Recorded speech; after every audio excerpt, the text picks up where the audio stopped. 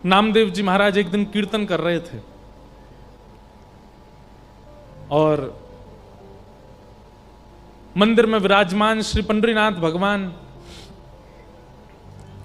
ठाड़े थे, सबको दर्शन दे रहे थे। और दर्शन देते देते श्री ठाकुर जी इतने व्याकुल हो गए कि पीछे खड़ी हुई रुक्मणी जी से कहने लगे, बोले रुक्मणी जी, बोले हाँ जी बताओ, हमसे रुका नहीं जा रहा है। बोले क्यों नहीं रुका जा रहा, मतलब? बोले नामदेव जी इतना सुंदर कीर्तन कर रहे हैं, इतने आनंद से नृत्य कर रहे हैं, इतने सारे वैष्णव मिलकर के करताल बजा रहे हैं, मुझसे रुका नहीं जा रहा। मेरा मन हो रहा है कि मैं भी कीर्तन में चला जाऊं, जाकर के नृत्य कर लूं थोड़ा सा। रुक्मणी जी बोली, आप यदि चले गए तो यहां दर्शन कौन देगा सबको?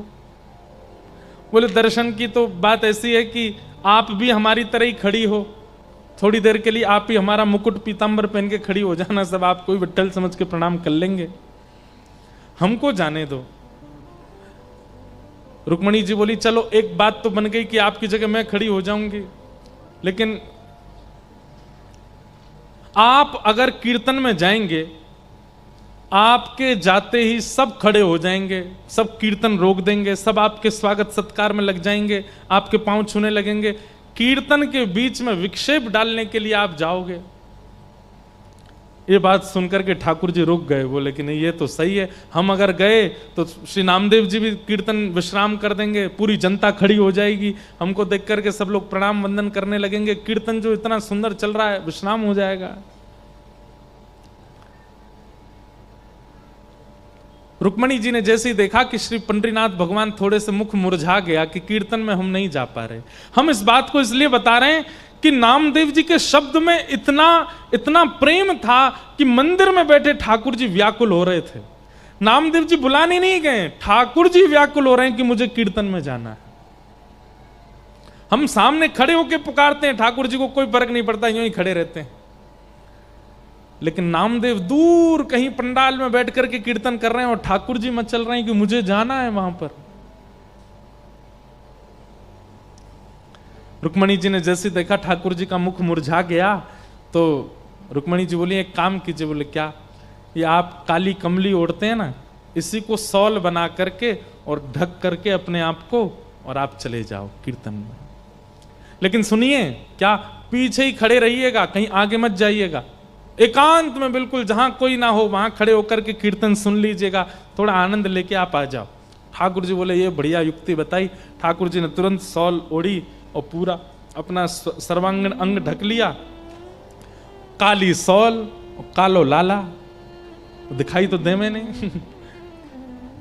लेकिन ठाकुर जी की पहचान तो चाल से ही हो जाती है, उनकी चाल ही ऐसी मदमस्त है कि कोई ना पहचाने। लेकिन फिर भी ठाकुर जी को यह था कि विक्षेप नहीं हो कीर्तन में, मैं पीछे जाके खड़ा हो जाऊंगा। आहा, ठाकुर जी पीछे आकर के खड़े हो गए। हजारों की तादाद में वैष्णव बैठे थे और श्री पंडरीनाथ भगवान पीछे खड़े होकर के एक दीवार से टेक लगा करके मधुर भाव से नामदेव जी का कीर्तन सुन रहे हैं।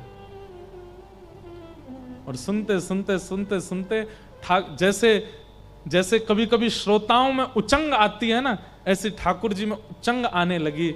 और जैसे ही कीर्तन की गति लय तेज हुई, थोड़ा कीर्तन की गति तीव्र होने लगी, श्री ठाकुर जी भूल गए कि मुझे सबसे छुपना है।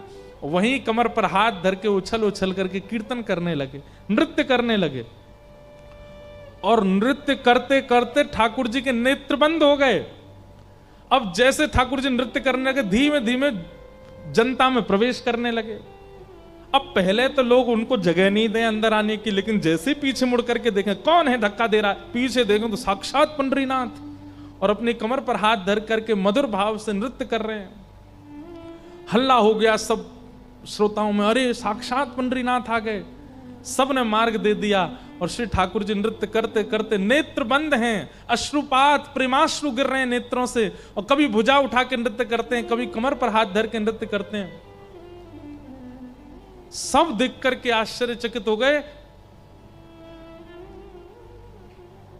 ठाकुर जी नृत्य कर रहे हैं और नृत्य करते करते जैसे ही सन्मुख आए, इतने इतनी तन्मयता से ठाकुर जी नृत्य करने लगे कि ठाकुर जी की पीतांबरी धीमे धीमे खुलने लगी और खुल करके सर्वांगीण अंग से पीतांबरी उतरने लगी। लेकिन ठाकुर जी को भान नहीं है कि मेरी पीतांबरी उतर रही है।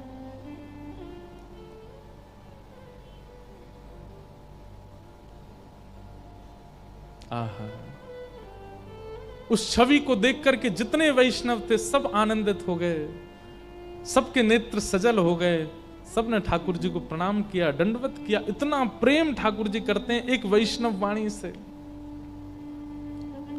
एक अभंग गाया जाता है, उसका अर्थ तो मुझे ज्यादा नहीं पता। अबीर गुलाल उधरी तरंग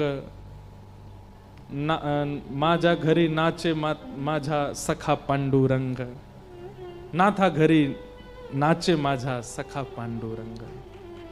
ठाकुर जी नृत्य कर रहे हैं।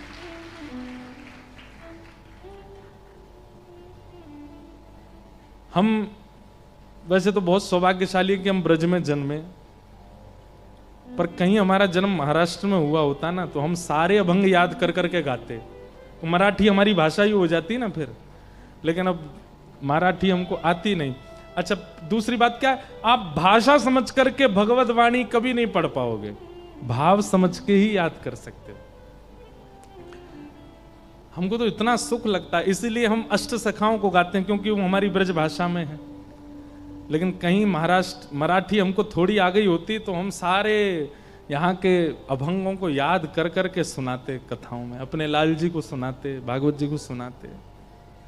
इतना सुंदर लगता है महाराष्ट्र का भाव। तो हम क्या कहना चाह रहे हैं, हमारी पुकार से तो हिलते भी नहीं है ठाकुर जी। और श्री नामदेव जी का कीर्तन दूर चल रहा है, ठाकुर जी पहुंच गए, नृत्य करने लगे और इतने बेसुध होकर नृत्य करने लगे कि पीतांबरी उतरने लगी ठाकुर जी की।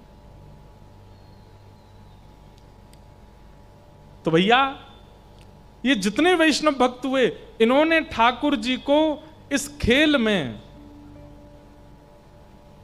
आउट किया है। किस खेल में? कि ठाकुर जी मूर्तिमंत बन के खड़े हैं और वो अपनी कला से, अपने प्रेम से, अपने भाव से, अपने शब्दों से मूर्तिमंत ठाकुर जी को हिला डुला सके।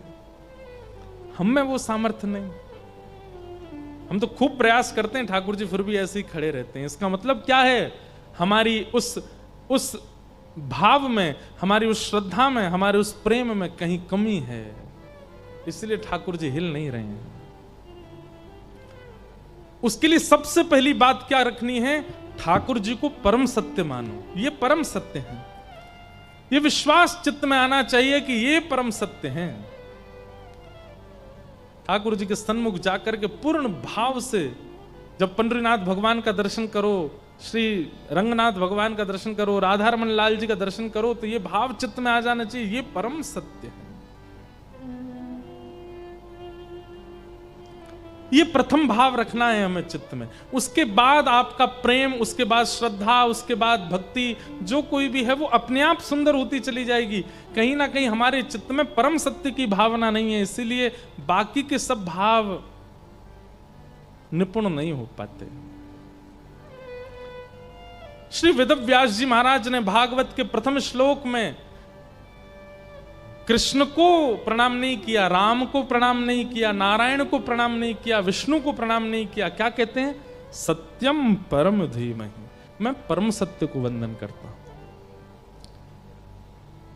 केवल यही भाव परम सत्य का चित्त में लेकर के वेद व्यास जी ने संपूर्ण भागवत की रचना कर दी।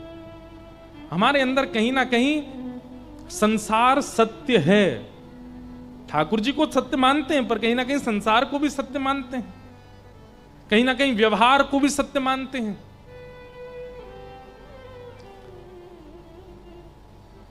एक बार सुनिएगा, संत श्री तुकाराम जी महाराज, नाम सुना? आप नहीं सुनेंगे तो कौन सुनेगा है? महाराष्ट्र वालों को नहीं पता होगा तो आपको पता है, जैसे हम लोग कीर्तन करते हैं ना, जय जय राम कृष्ण हरि, ऐसे एक कीर्तन और होता है, ज्ञानोबा तुकाराम, ज्ञानोबा तुकाराम, ज्ञानोबा तुकाराम। ये ज्ञानोबा तुकाराम कीर्तन क्यों होता है? एक बार श्री पंडरीनाथ भगवान को शयन करा करके पुजारी जी चले गए और श्री पुजारी जी जैसे ही नेत्र बंद करके सोए तो उनको क्या दिखा कि ठाकुर जी को मंदिर में शयन करा के आए, कंबल उड़ा के आए, और पुजारी जी के सोते ही नेत्र में स्वप्न क्या आया, ठाकुर जी ने अपना कंबल हटा दिया और पांव में घुंघरू बांध करके, अपने पैरों में घुंघरू बांध करके और हाथ में करताल लेकर के श्री पंडरीनाथ भगवान नृत्य कर रहे हैं, गा रहे हैं। रुक्मणी जी बैठ करके मृदंग बजा रही हैं, ज्ञानोबा तुकाराम, ज्ञानोबा तुकाराम, ज्ञानोबा तुकाराम।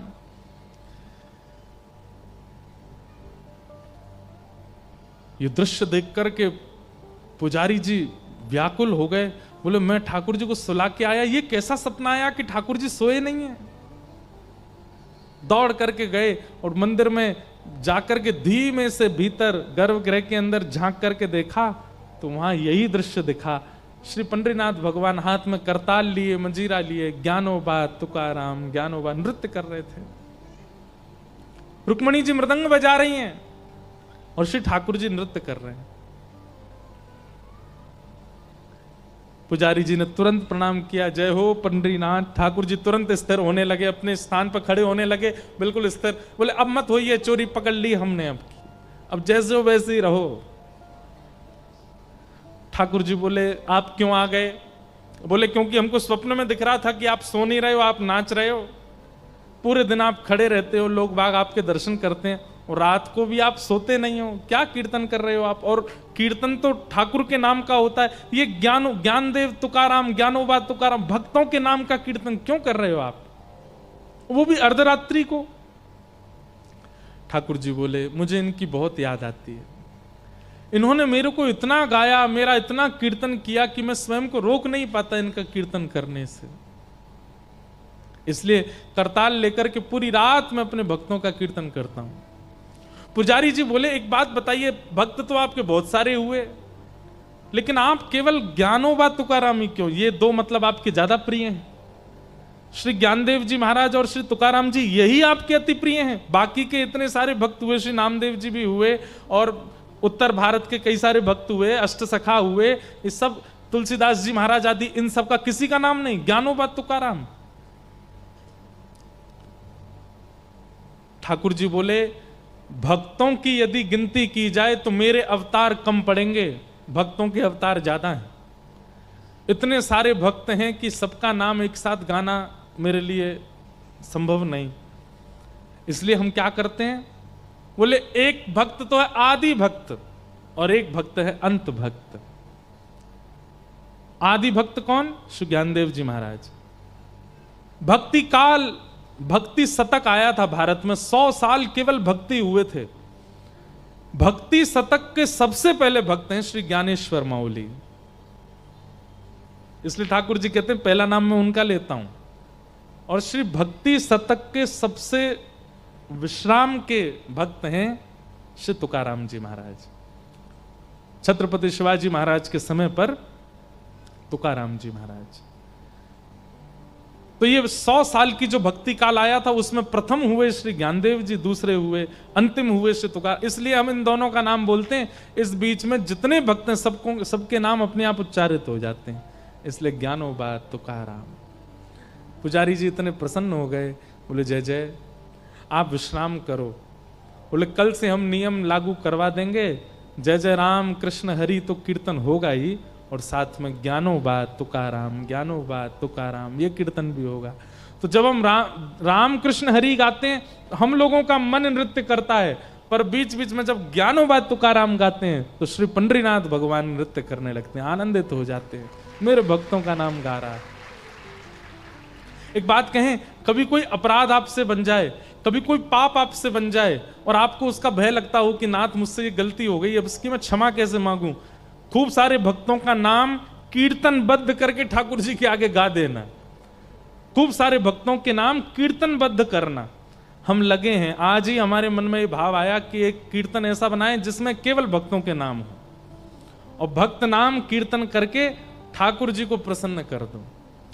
कभी कोई अपराध बन जाए, वो भक्त नामा, वैसे तो भक्त नामावली है हमारे भक्तमाल जी में भी गाई जाती है, ब्रज के रसिक संत गाते हैं, भक्तों के नाम गाते हैं, पर एक सहज कीर्तन बनाने का मन है कि एक कीर्तन ऐसा बनाएं कि कभी ठाकुर जी के सामने बैठ करके गावें, ठाकुर जी प्रसन्न हो जाए।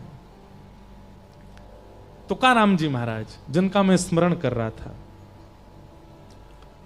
संत श्री तुकाराम जी महाराज अद्भुत महापुरुष हुए।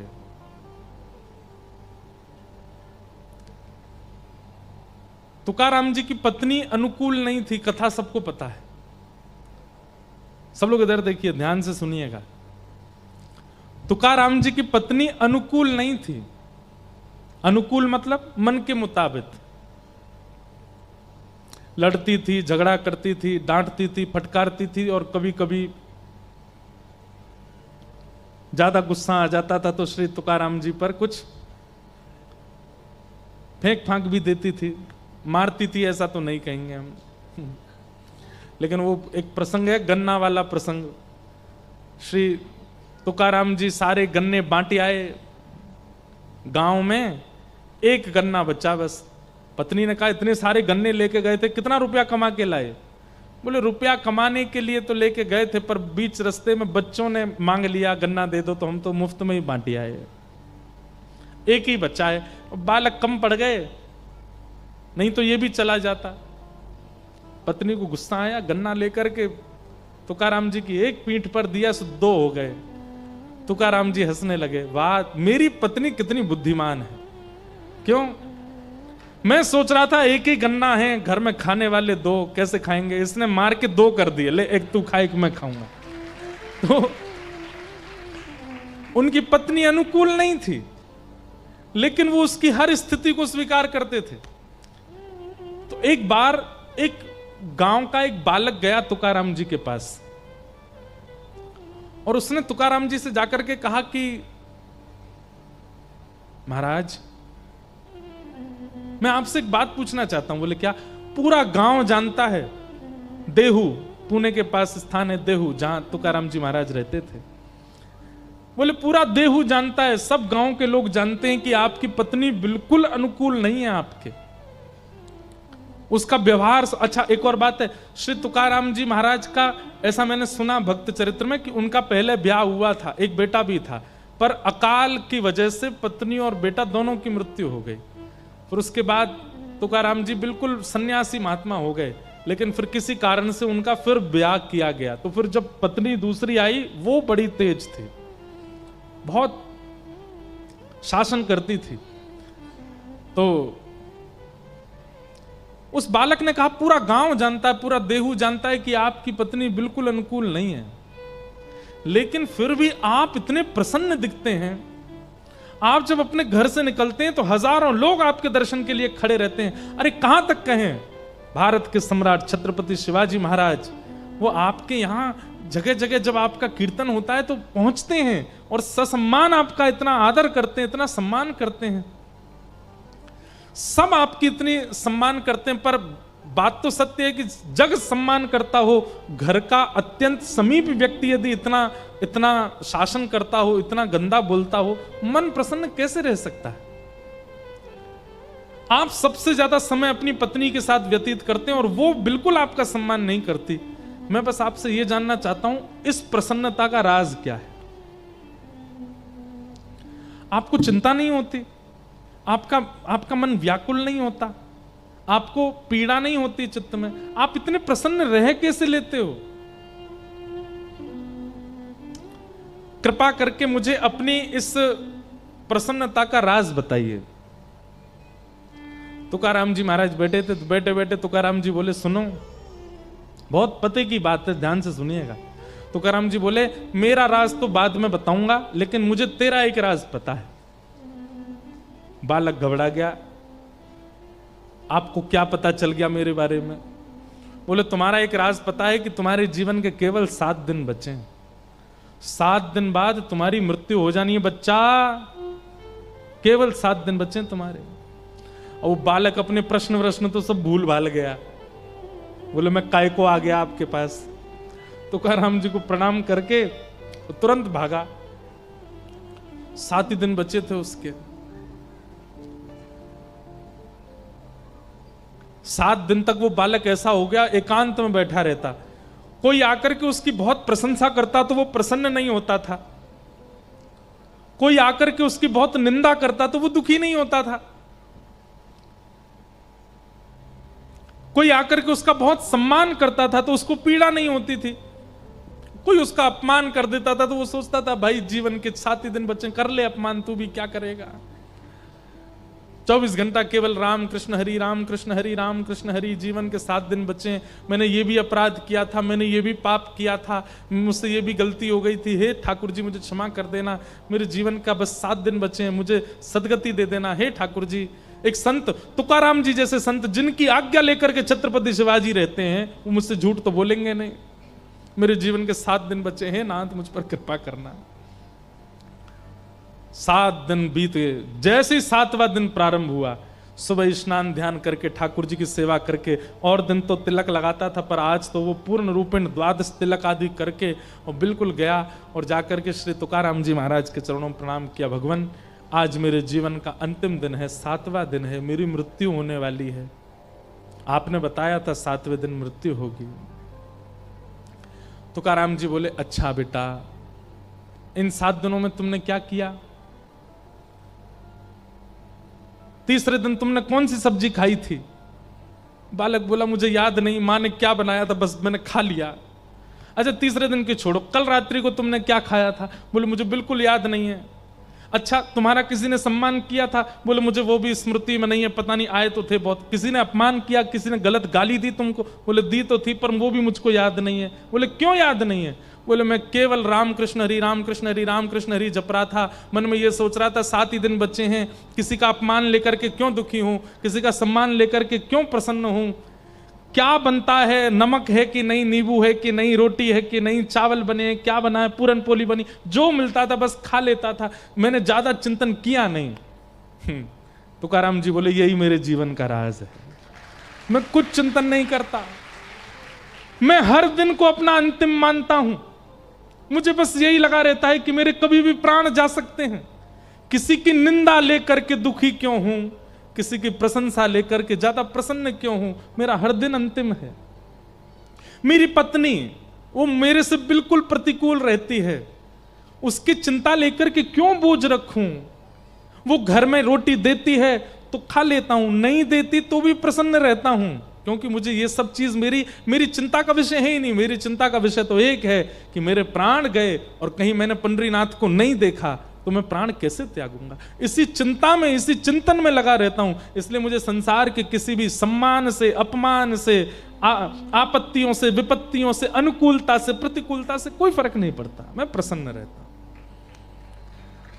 बालक चरणों में गिर गया, बोले वाह भगवान, प्रश्न पूछा था आपने तो प्रैक्टिकल दिखाया पूरा। जाते जाते बोला ये तो बता दीजिए कि मरूंगा कि नहीं? बोले मरोगे, हर क्षण मरोगे, ये चिंतन जाने ही मत दो, अब पूरा जीवन ऐसे ही जियो। आज 7वां दिन पूरा हो गया, अब कल से फिर 7 दिन के लिए ऐसे ही रहो, और फिर 7वां दिन पूरा, फिर 7 दिन के लिए ऐसे रहो, जीवन भर तुम ऐसे ही रहना। तुकाराम जी महाराज ने एक अपना जैसा भक्त निर्माण कर दिया अपनी क्रिया से। ऐसे महापुरुष, सत्यम परम धीमहि। ठाकुर जी के प्रति जिनका परम सत्य स्थिति भाव होती है, ज्यादा विचलित नहीं होते। इसलिए ठाकुर जी के प्रति सबसे पहले जो निवेदन आपको करना है, उनके प्रति परम सत्य की भावना रखना कि ये परम सत्य हैं, बाकी सब मिथ्या है, यही परम सत्य है बस।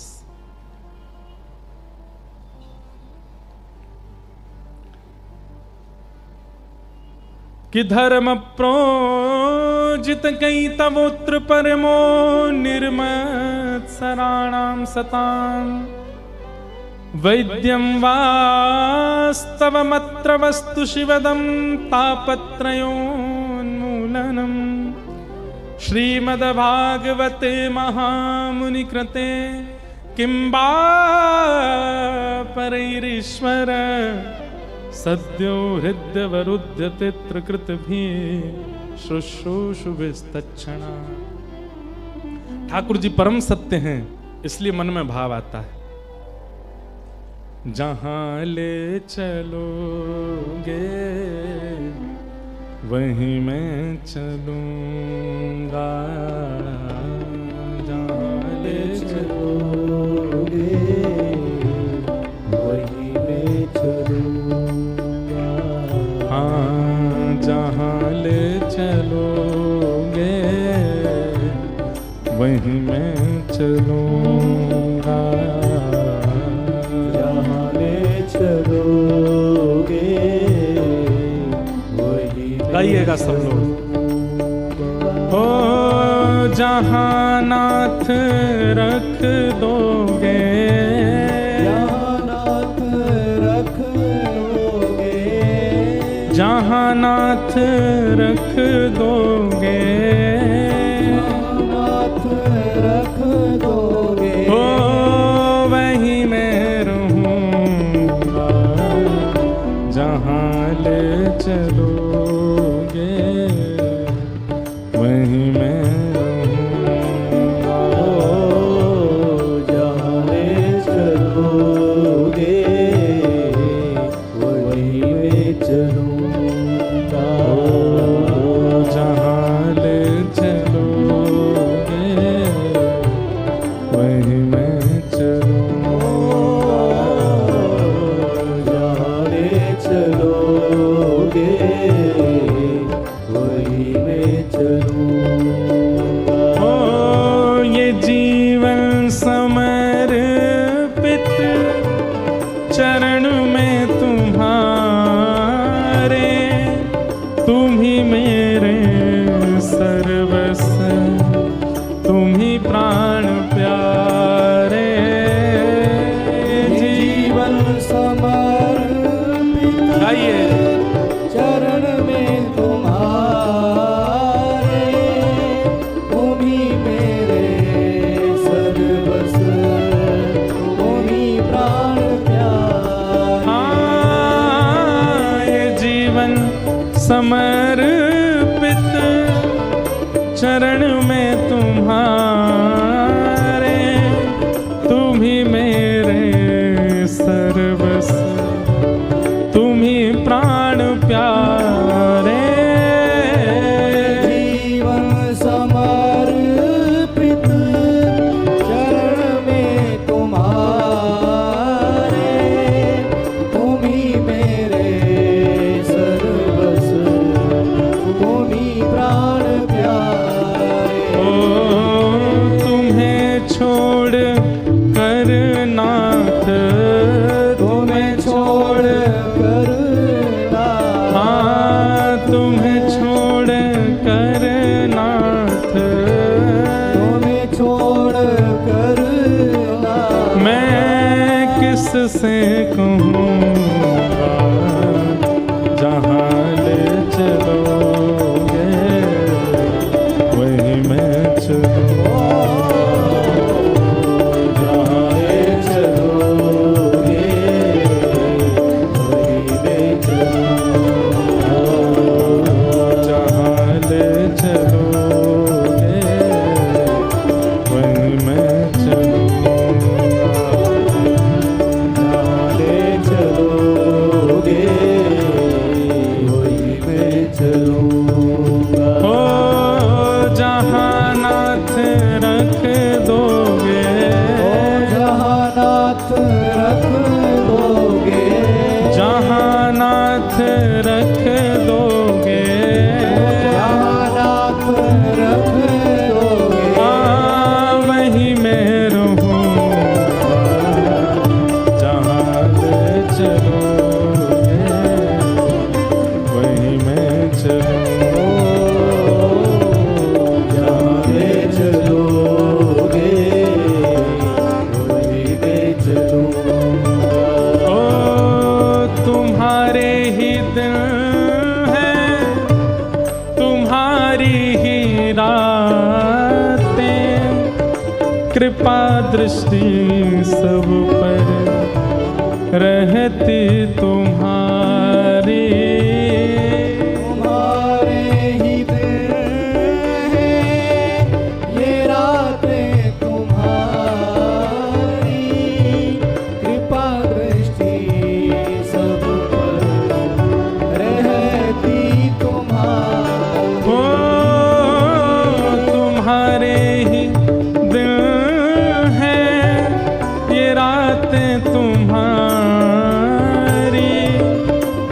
कृपा दृष्टि सब पर रहती तुम्हारी। तुम्हारे ही दिन है, ये रातें तुम्हारी, कृपा दृष्टि सब पे रहती तुम्हारी। सुख दो या गम जो भी, सुख दो या गम जो भी, सुख दो या गम जो भी, सुख दो या गम जो भी, मैं प्रेम से सहूं जहाँ ले चलोगे वहीं मैं चलूं। जहाँ ले चलोगे वहीं ले चलूँगा।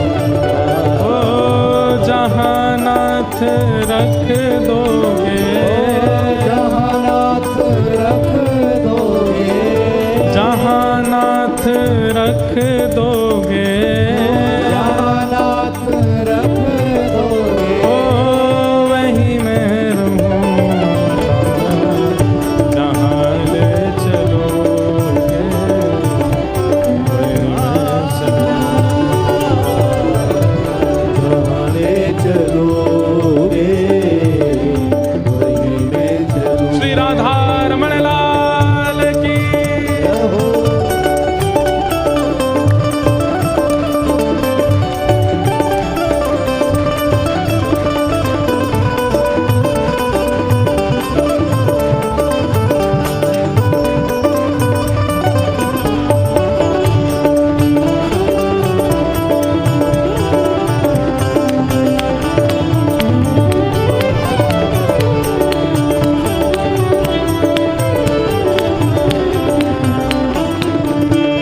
और सबसे विशेष गुण जो भक्त का होना चाहिए, हो न कोई शिकायत नहीं कोई अर्जी, कर लो करा लो प्रभु जो है तेरी मर्जी। न कोई शिकायत नहीं कोई अर्जी, कर लो करा लो जो है तेरी मर्जी। हाँ न कोई शिकायत नहीं कोई अर्जी, कर लो करा लो प्रभु जो है तेरी मर्जी। न कोई शिकायत नहीं कोई अर्जी, कर लो करा लो जो है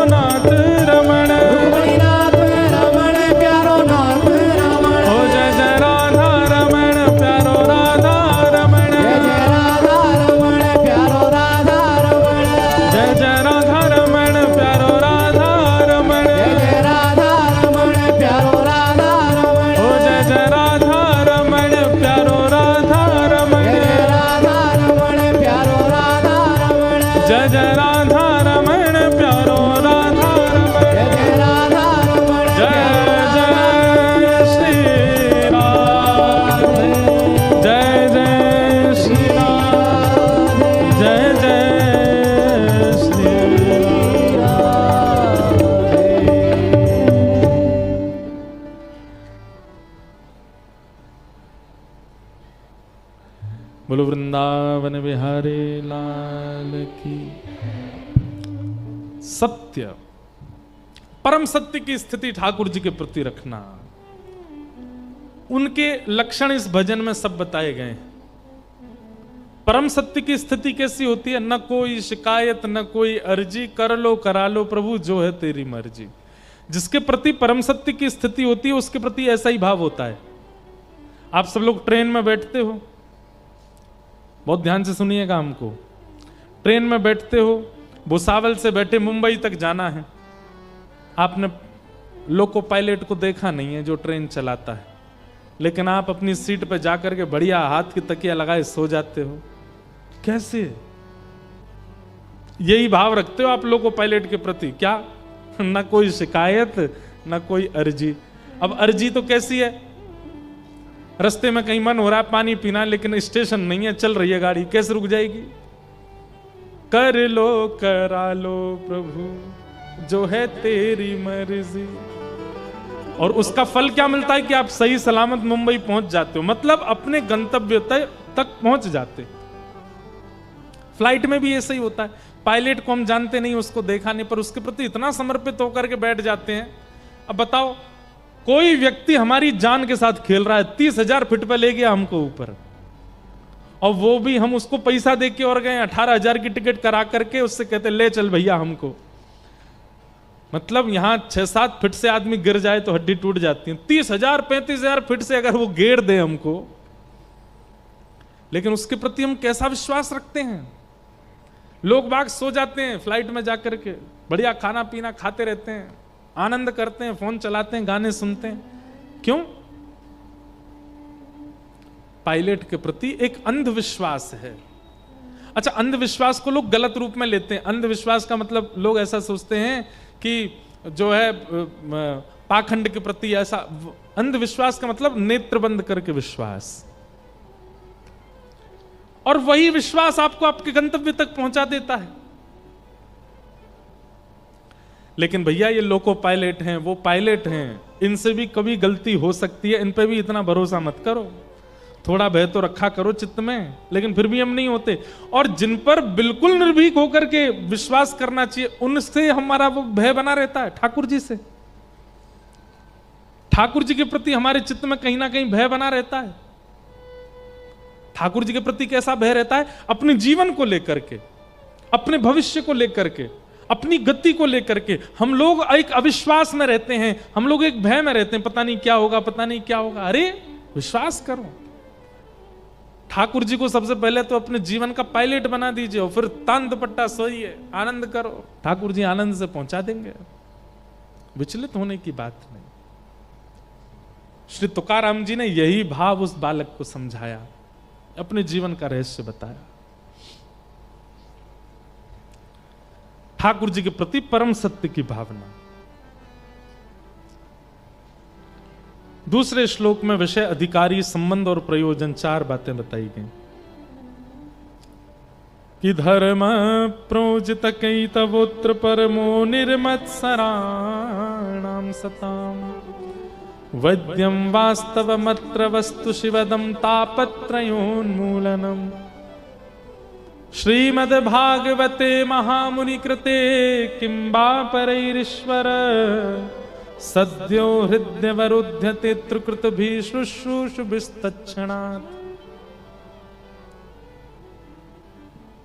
बहुत सावधानी से। अच्छा, एक बात हम सोच के आए तो पूछेंगे सबसे, आप में से विट्ठल भगवान के दर्शन किए कितने लोगों ने? पंढरपुर कौन कौन गया? अब फिर ठीक है। मेरे को मन में ऐसा आया, मैंने कि भाई यहां से पंढरपुर बहुत दूर है, हम रोज विट्ठल भगवान गाए जा रहे हैं, क्या पता चली इनमें से कोई गया ही नहीं हो वहां पे। तो अच्छा है कि आप सब गए हो, जाना चाहिए। बड़े प्यारे ठाकुर हैं श्री पंडरीनाथ। धर्म प्रोजित कैतवोत्र परमो। श्रीमद् भागवत का विषय क्या है? बहुत ध्यान से सुनिएगा, सावधानी रखिए।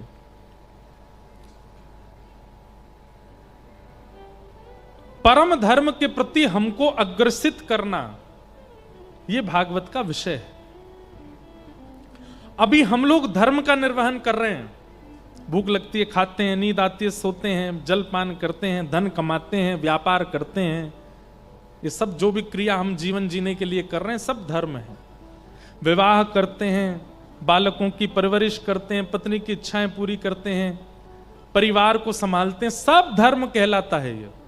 ये सब धर्म है। इस लोक में शुद्ध जीवन जीने को धर्म कहते हैं, पर इस लोक के बाद उस लोक में सुखद प्राप्ति करने को परम धर्म कहते हैं। इस लोक में हमें क्या करना है वो सब आप सब कर रहे हैं, वो धर्म है। पर परलोक में हमें किस प्रकार से जाना है, उसकी प्राप्ति कैसे करनी है, उसकी जो क्रिया है उसको परम धर्म कहते हैं। भगवत गीता और भागवत, ये दो बातें। हम लोग भागवत सुन रहे हैं, भगवत गीता नहीं।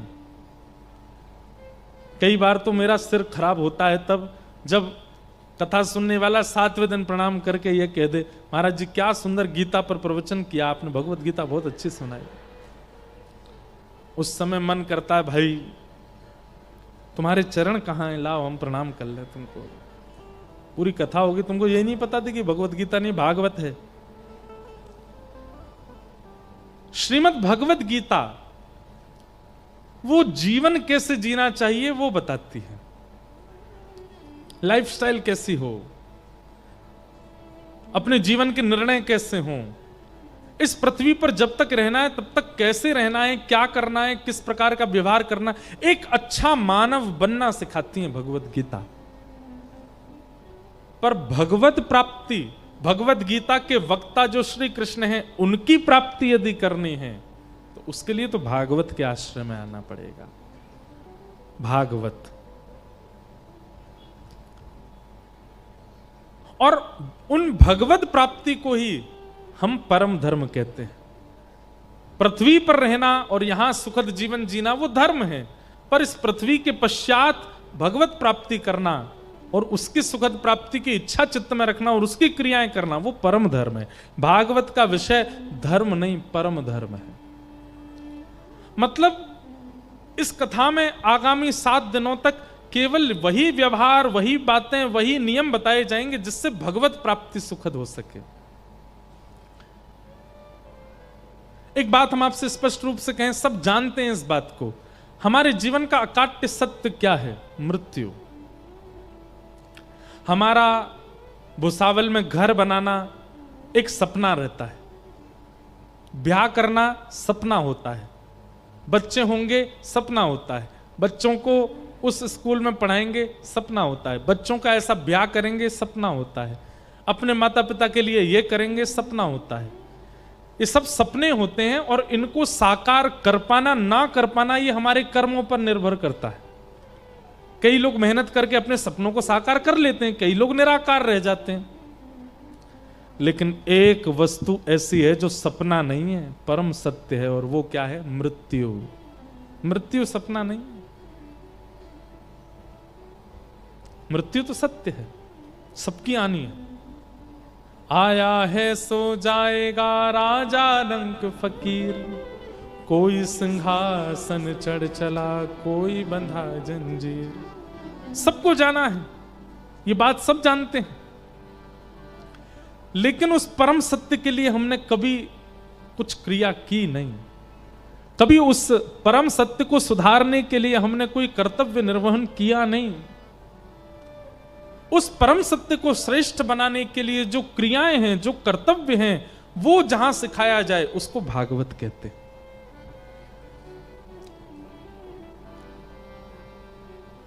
और एक बात निश्चित है कि मृत्यु के पश्चात भगवत प्राप्ति तभी हो सकती है जब जीवन काल में, अपने युवा काल में, अपने वृद्ध काल में, अपने कुमार अवस्था काल में आपने ठाकुर जी को खूब भजा हो, तभी मृत्यु के बाद उनकी प्राप्ति हो सकती है। तो अपने बाल काल में, युवा काल में, कुमार काल में, वृद्ध काल में कैसे भजना है वो जहां सिखाया जाए उसे श्रीमद् भागवत कहते हैं। श्रीमद् भागवत तो प्रेमी बनाती है, श्रीमद् भागवत तो भक्त बनाती है। इसलिए भागवत का विषय क्या है? धर्म प्रौजत कई तवोत्र परमो, परम धर्म की प्राप्ति कराना। समझ में आ गई बात? धर्म और परम धर्म में अंतर क्या है? इस संसार में रहने के लिए, मान प्रतिष्ठा यश वैभव अन्न पाने के लिए जो आप कर्म करते हो वो सब धर्म है, और इस लोक से परलोक में या फिर अपने इष्ट की प्राप्ति के लिए जो आप कर्म करते हो वो सब परम धर्म है।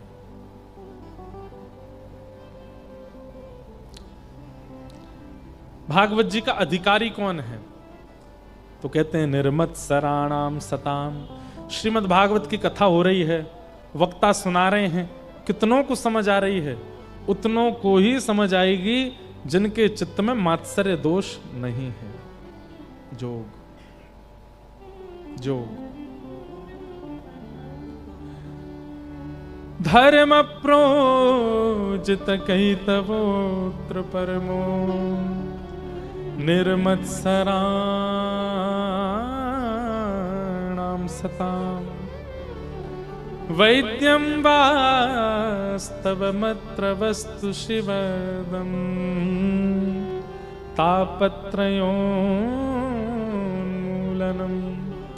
श्रीमद्भागवते महामुनिकृते किं वा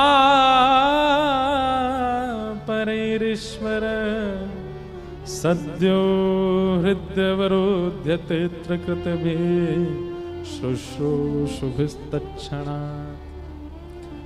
श्रीमद् भागवत का धर्म क्या है? भागवत का विषय क्या है? परम धर्म। भागवत का अधिकारी कौन है? किसको सुनने का अधिकार है कथा? तो कहते हैं जिसके चित्त में मात्सर्य दोष नहीं है। मात्सर्य दोष किसको कहते हैं? संत श्री तुकाराम जी महाराज ने खूब सारे अभंग लिखे, खूब सारे अभंगों का निर्माण श्री तुकाराम जी ने किया। बहुत ध्यान से सुनना। इतनी ख्याति हो गई, सब जगह उनकी पूछ होने लगी। तो एक बार एक रामेश्वर भट्ट नाम के एक पंडित जी थे, उनको बड़ी ईर्ष्या हो गई, क्योंकि श्री तुकाराम जी महाराज कोई श्रेष्ठ कुलीन परिवार में जन्म नहीं हुआ था उनका। भले ही देह से नहीं हुए, लेकिन हृदय से, अपनी बुद्धि से, अपने विचारों से, अपने स्वभाव से बड़े बड़े ब्राह्मण भी उनके आगे हाथ जोड़ते थे। तो एक रामेश्वर नाम के एक पंडित जी, उनको बड़ी ईर्ष्या हो गई कि हम लोग इतना वेद अध्ययन करते हैं, हम लोग इतना ज्ञान लेकर के बैठे हैं, हम लोग शास्त्रों को जानने वाले, समझने वाले, हम लोग शास्त्र सम्मत नियमों का पालन करने वाले, और ये सामान्य सी मराठी भाषा में अभंग लिखता है और इसकी इतनी ख्याति हो रही है कि छत्रपति शिवाजी इसको प्रणाम करते हैं।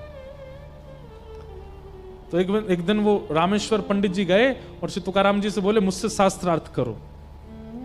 तुकाराम जी तो हाथ जोड़ के बोले, शास्त्रार्थ करो, नहीं तो समाज के आगे तुम्हारी पराजय स्वीकार करो। तो तुकाराम जी बोले, मैं स्वीकार कर लेता हूं, बिना शास्त्रार्थ के स्वीकार कर लेता हूं कि मैं हार गया। अब उन्होंने जैसे हार स्वीकार करी तो जितने लोग वहां बैठे थे वो तुकाराम जी की और जय जयकार करने लगे। जय हो, क्या सरल स्वभाव, कितना मधुर स्वभाव। बताइए, इन्होंने बिना शास्त्रार्थ की अपनी पराजय स्वीकार कर ली। वैष्णव का इस स्वरूप होता है, वो विवाद में नहीं पड़ता, उसको दीन बनना अच्छा लगता है, उसको ज्यादा प्रतिष्ठा अच्छी नहीं लगती, वो सरल रहना, उसको सहज रहना। एक बार मुझसे किसी ने कहा, बोले आप कहते हो कि वैष्णव के अंदर दीनता होती है, आप कहते हो वैष्णव को सरल रहना अच्छा लगता है, बोले आप खुद कथा में आते जाते हो, लोग बाग आपको इतना प्रणाम करते हैं, आप सब। मैंने, भैया हम तो मना और करते हैं, पैर मत छुओ, दूर से हाथ जोड़ो, दूर से मिल लो, दूर से प्रणाम कर लो। एक बात तो है बंधुओं, व्यास मंच पर बैठे हैं, बहुत लोग मिलते हैं, बहुत लोग मानते हैं, इसलिए मैं आपको अपना अनुभव कह रहा हूं। बहुत ख्याति हो जाना और बहुत सम्मान मिल जाना, ये कहीं ना कहीं भक्ति में कटौती करता है। हमने अपने गुरुदेव से कहा एक बार कि इतना सम्मान, इतनी ख्याति मिले, उसमें भक्ति को कैसे बचाया जाए, अपने भावों को कैसे बचाया जाए। हमारे गुरुदेव बहुत सुंदर उत्तर देते हैं, लोग देवें तुम स्वीकार मत करो। क्योंकि होता क्या है, आपने सम्मान दिया और हमने स्वीकार किया, तो स्वीकार करने पर हम उसके आदी हो गए। अब हमें कल भी इच्छा होगी कि हमारा सम्मान हो, परसों भी इच्छा होगी कि सम्मान हो, हम आदी हो गए उसके। अब आदत लग जाएगी हमको सम्मान की, तो लोग कितना भी सम्मान करें, कितना भी आपको यश दें, आप स्वीकार मत करो। सर झुका करके सबको अस्वीकार करो। तो ऐसा हो सकता है कि इतना प्रणाम, इतना सम्मान, इतनी ख्याति आपकी भक्ति पर प्रभाव ना डाले। बहुत मुश्किल है। तुकाराम जी महाराज स्वीकार कर लिए, बोले मैं अपनी पराजय स्वीकार करता हूं, आप जीते रहिए, सदा विजयी रहिए। लेकिन रामेश्वर पंडित जी को क्रोध आया, बोले कि ऐसे काम नहीं चलेगा, कुछ ऐसा करना पड़े। क्या करें? तो उन्होंने जो ग्रंथ लिखते थे अपनी स्याही से, जो तुकाराम जी अभंग लिखते थे, अभंगों का ग्रंथ उठाया और ले जाकर के एक नदी में फेंक दिया। तुकाराम जी के नेत्र सजल हो गए, क्योंकि हृदय के भाव श्री विठ्ठल भगवान को प्रसन्न करने के लिए लिखे थे, किसी जनमानस को प्रसन्न करने के लिए नहीं, ठाकुर जी को प्रसन्न करने के लिए लिखे थे। और इन्होंने फेंक दिया सब नदी में। और ऐसा करके वो रामेश्वर पंडित जी चले गए। 13 दिन तक तुकाराम जी वहीं बैठे बैठे रोदन करते रहे, स्मरण करते रहे ठाकुर जी का। तुरंत ठाकुर जी हृदय में प्रकट हुए और प्रकट होकर के कहा, नेत्र खोल करके उस नदी के पास जाओ, देखो। और जैसे तुकाराम जी गए तो सारे पत्र जितने उन्होंने लिखे थे वो सब नदी के ऊपर परत बन करके बह रहे थे। एक बूंद जल से कागज भी गीला नहीं हुआ, सब यथावत सुरक्षित। और श्री तुकाराम जी महाराज ने सबको इकट्ठा करके पुनः अपना ग्रंथ सुरक्षित कर लिया। किसी ने ईर्ष्या भी की है तो उस ईर्ष्या से भी विचलित होना यह वैष्णव का स्वरूप नहीं है। कोई आपकी निंदा कर रहा है तो कहीं ना कहीं निंदा सुनकर के भी अगर आंसू आ रहे हैं ना, निंदा सुनकर के क्रोध आ रहा है ना, निंदा सुनकर के उसके प्रति आपको दुर्भाव आ रहा है ना, तो भी आप वैष्णव नहीं हो। निंदा सुनने के बाद भी सम रहे स्थिति।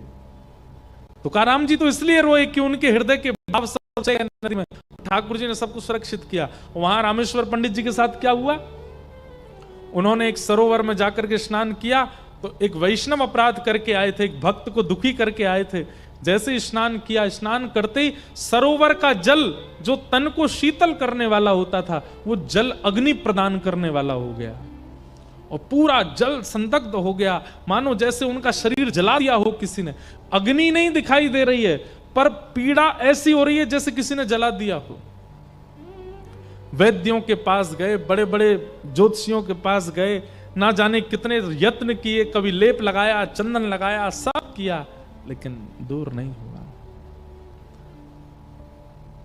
तब किसी महापुरुष ने जो दिव्य दृष्टि रखते थे, उन्होंने कहा, बोले तुमने केवल जात पात देख करके और एक सामान्य व्यक्ति मान करके किसी भक्त के सुंदर स्वरूप, किसी भक्त की सुंदर वाणी का तुमने तिरस्कार किया। अब ये पीड़ा तुम्हारी तभी दूर होगी, जाके उनको प्रणाम करो। रामेश्वर जी आए, आकर के श्री तुकाराम जी को जब वंदन किया, प्रणाम किया, तुकाराम जी ने हृदय से लगाया, तुकाराम जी के हृदय से लग गई, उनकी सारी पीड़ा समाप्त हो गई। जितना उनके शरीर में जलन हो रही थी सब धीरे धीरे समाप्त हो गया। ईर्ष्या निर्मत्सराणाम, कथा सुनने का अधिकारी नहीं है ईर्ष्यालु व्यक्ति। लेकिन क्या बताएं साहब, सब ईर्ष्या से युक्त हैं। संसार में कोई ऐसा व्यक्ति नहीं जिसके चित्त में तनिक ईर्ष्या नहीं होती हो। और ईर्ष्या कब होती है पता है?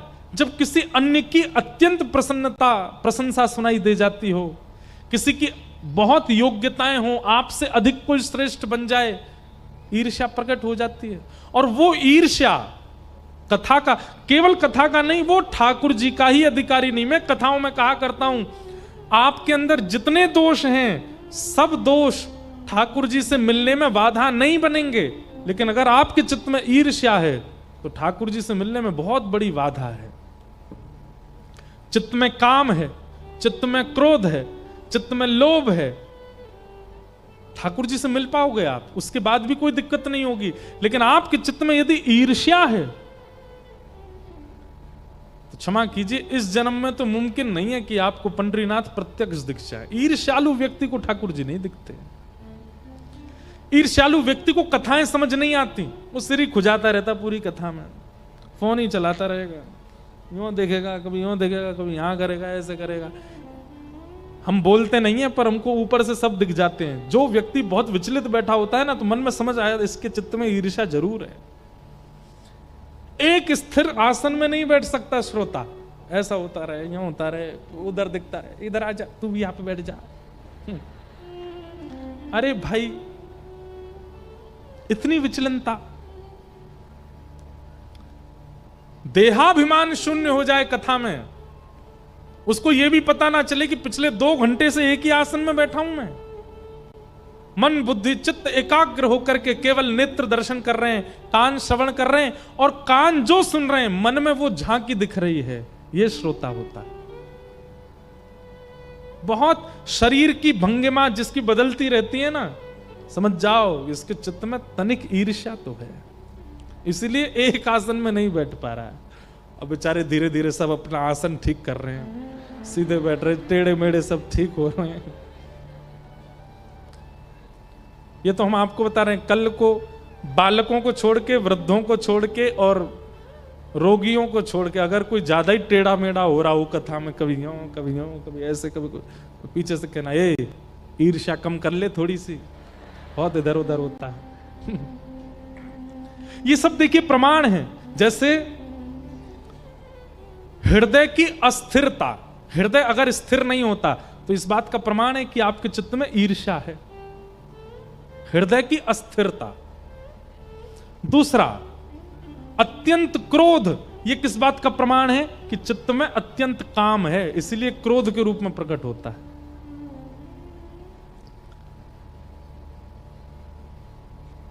अत्यंत निद्रा आलस्य का प्रमाण है, आलस्य है इसीलिए निद्रा है। हमारे जैसों की निद्रा तो थकान की वजह से है, हम तो इतना भागदौड़ करते हैं इधर उधर उधर, पर बेवजह करते धरते कुछ नहीं, पूरे दिन घर में ही पड़े रहते हैं, फिर भी नींद इतनी आती है, इसका मतलब आलस्य बहुत है, आलस्य बहुत। और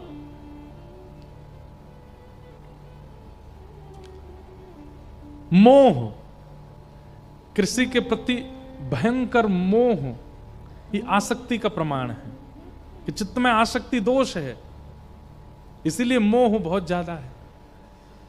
तो ये कहीं ना कहीं प्रमाण आते हैं। दूसरा, हां, बहुजल्पिक, बहुत बोलना, बहुत बोलते हैं, एक शब्द में बात पूरी हो सकती है लेकिन 10 शब्द लगा करके बोलते हैं, ये असत्यता है जीव पर, इसका प्रमाण है। बहुत ज्यादा बोलने वाला व्यक्ति कहीं ना कहीं असत्य संभाषण करता है, इसीलिए बहुत बोलने की आदत हो जाती है उसकी। और बहुत खाना, बहुत भोजन करना भोगी व्यक्ति का प्रमाण है, ये भोगी है। बहुत चिंता करना, चिंतित होते रहना, ऐसा हो जाएगा, ऐसा हो जाएगा, ये बात है, ये बात है, ये अविश्वासी व्यक्ति का प्रमाण है, उसके अंदर विश्वास नहीं है, इसीलिए चिंता में रहता है। ये सब एक दूसरे के प्रमाण हैं। अगर किसी में ये लक्षण दिखता है तो समझो उसके अंदर ये दोष है, ये लक्षण दिखता है तो ये दोष है, पर हमको दोष देखने नहीं है। ये दोष दृष्टि मत रखना, यहां पे आके सब में दोष ही देखने लग जाओ। घर में जाओ, घर के बेटा बेचारा 2 रोटी से 3 रोटी मांग ले, तो महाराज जी आज कह रहे थे कथा में 3 रोटी खाता है तू इतना खाता है, सोता रहता है दिन भर, आलस्य का प्रमाण है। बहुत क्रोध करते हो, सब पता है मुझे। बोले क्यों? महाराज जी कह रहे थे जिसके अंदर काम होता है वही क्रोध करता है। ऐसा मत करना भैया, आपके घर में कलेश नहीं करवाने हमको। ये तो हम एक बात बता रहे हैं ताकि खुद में देखो, दूसरों में नहीं। महाराष्ट्र में संत हुए श्री विनोबा भावे। विनोबा भावे से कहा, महाराज जी से पूछा गया, भक्त और राक्षस एक एक शब्द में बताइए। भक्त की परिभाषा एक शब्द में और राक्षस की परिभाषा एक शब्द में। इतना सुंदर उत्तर दिया उन्होंने। वे कहते हैं जो खुद में दोष देख करके सब में गुण देखे वो भक्त, और जो सब में दोष देख करके खुद में गुण देखे वो राक्षस। कितने अच्छा उत्तर। बोले जो मर्यादा पुरुषोत्तम, अति सुकुमार, अति कोमल, अति सुंदर राम में भी दोष देख ले वो रावण है, और जो बालकों के हत्यारे अश्वत्थामा में भी गुण देख ले वो द्रौपदी भक्त है।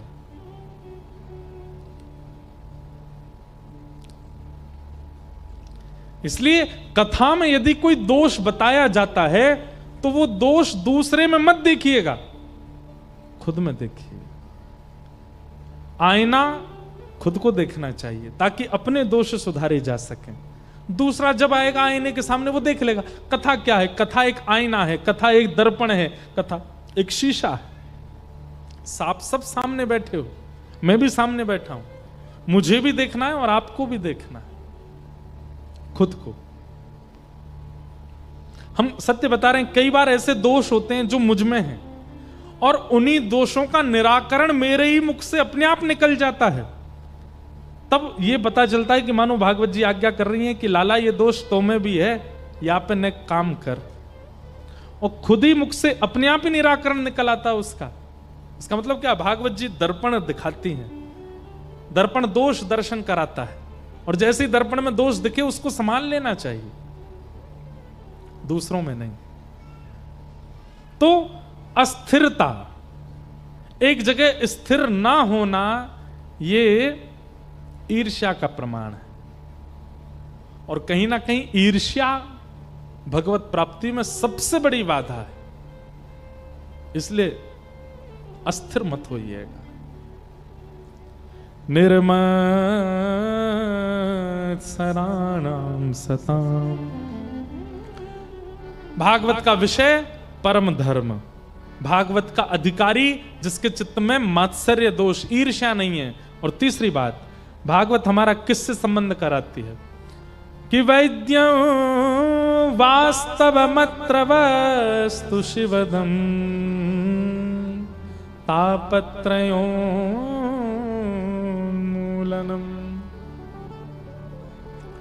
श्रीमद् भागवत कथा सुनने से आप धन कमाने में बहुत निपुण हो जाओगे। श्रीमद् भागवत कथा सुनने से आपके घर के सारे कष्ट दूर हो जाएंगे, कलेश दूर हो जाएंगे। ये सब बातें एक तरफ की हैं। भागवत जी केवल एक प्रमाण देती हैं, क्या? कि कथा सुनने के बाद ठाकुर जी के प्रति आपको कोई संबंध का दर्शन होने लग जाएगा। ठाकुर जी के प्रति आपकी भगवत दृष्टि ना होकर के कोई संबंध दृष्टि प्रकट हो जाएगी। ठाकुर जी कुछ लगने लगेंगे अपने।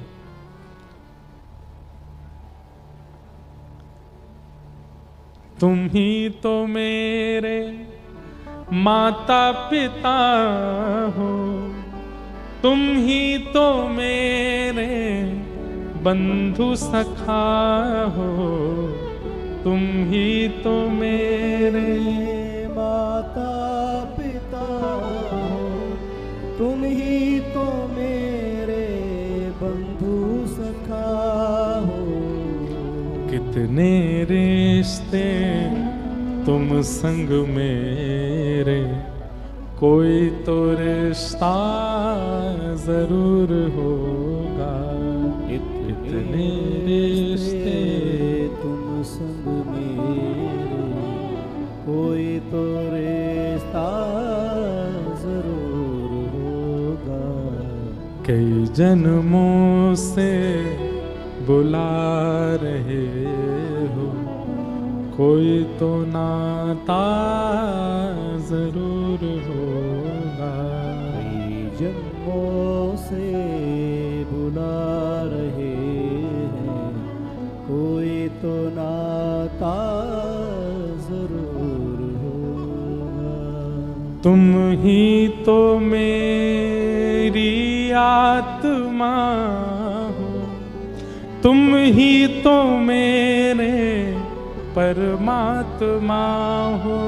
तुम ही तो मेरी आत्मा हो, तुम ही तो मेरे परमात्मा। कितना सुंदर शब्द है। मुझ मुझ ही में रह कर मुझी से पर्दा, मुझ में रह कर मुझी से पर्दा, पर्दा हटाना जरूर होगा, पर्दा हटाना जरूर होगा। मुझ ही में रह के और मुझी से पर्दा, पर्दा हटाना जरूर होगा। कई जन्मों से बुला रहे हो, कोई तो नाता जरूर होगा। कई जन्मों से बुला रहे हैं, कोई तो नाता जरूर। एक प्रकार से एक बात कह दूं तो श्रीमद् भागवत जी का उद्देश्य इस भजन में लिखा है। पहली बात, तुम ही तो मेरे माता पिता हो, तुम ही मेरे बंधु सखा हो, कितने नाते तुम संग जोड़े, कोई तो नाता होगा। नाता क्या है ठाकुर जी से, ये जो स्पष्ट करे वो भागवत की कथा। दूसरी बात, तुम ही तो मेरी आत्मा हो, तुम ही मेरे परमात्मा हो, हमारे भीतर ही ठाकुर जी बैठे हैं पर हमें दिखते नहीं हैं, वो पर्दा यदि हट जाए, ये भागवत का उद्देश्य। चित्त में बैठे परमात्मा दिख जाएं।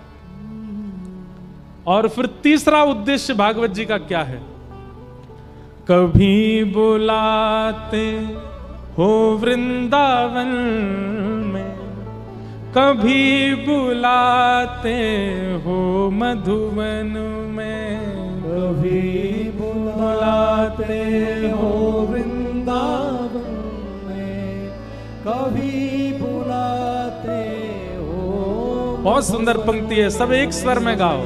कभी बुलाते हो वृंदावन में, कभी बुलाते हो मधुबन में, कभी बुलाते हो वृंदावन में, कभी बुलाते हो मधुबन में। अपने घर तो रोज बुलाते, मेरे घर भी आना जरूर होगा।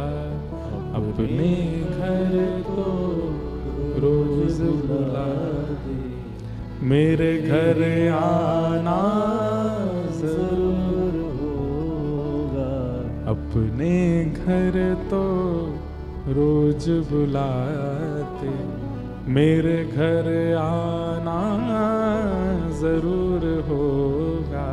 अपने घर तो रोज बुलाते, मेरे घर आना जरूर। तीसरा उद्देश्य भागवत जी का यही है।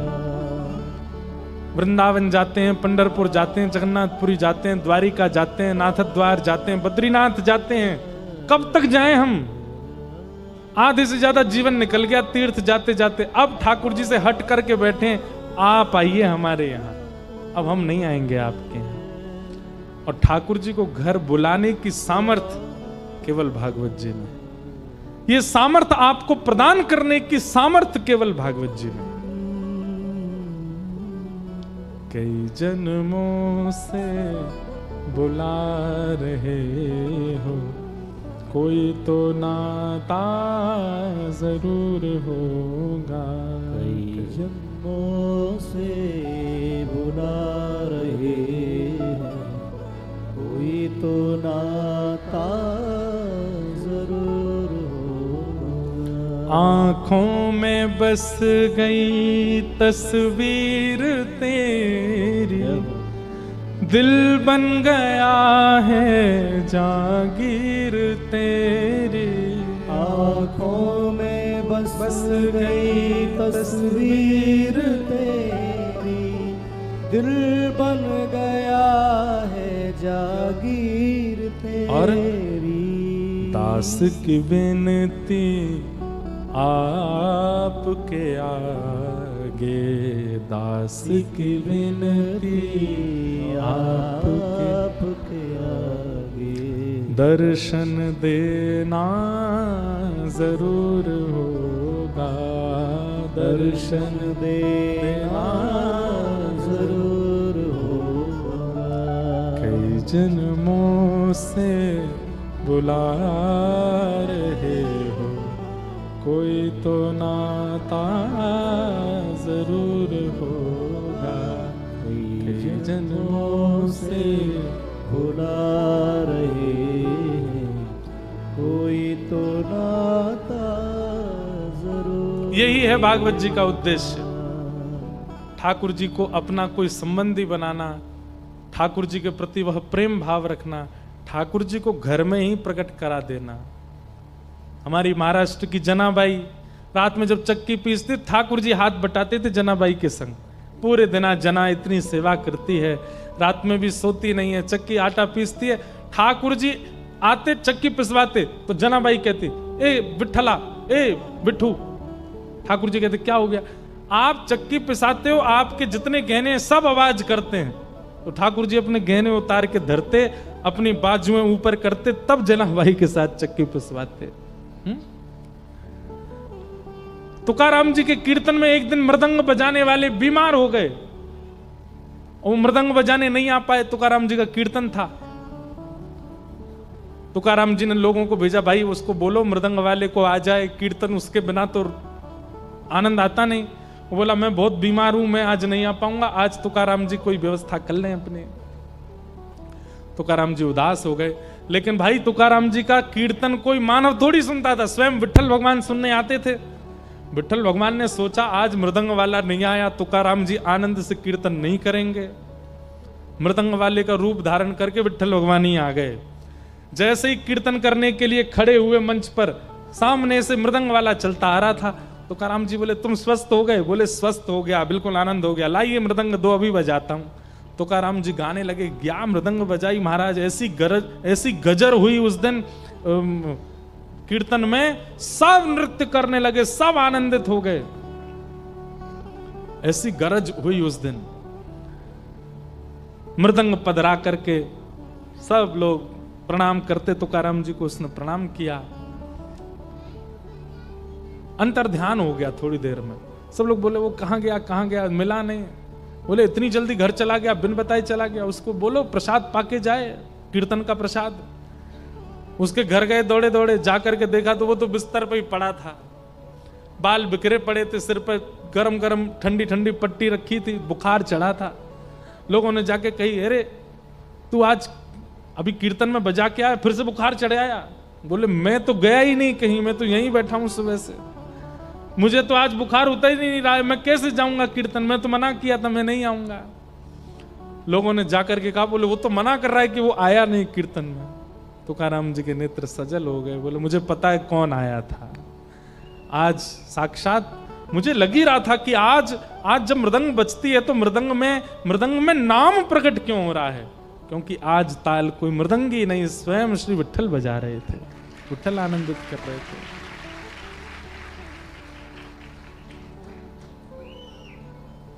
ऐसी स्थिति प्रकट कर देने की स्थिति भागवत जी में, ठाकुर जी को प्रकट करने की सामर्थ्य भागवत जी में।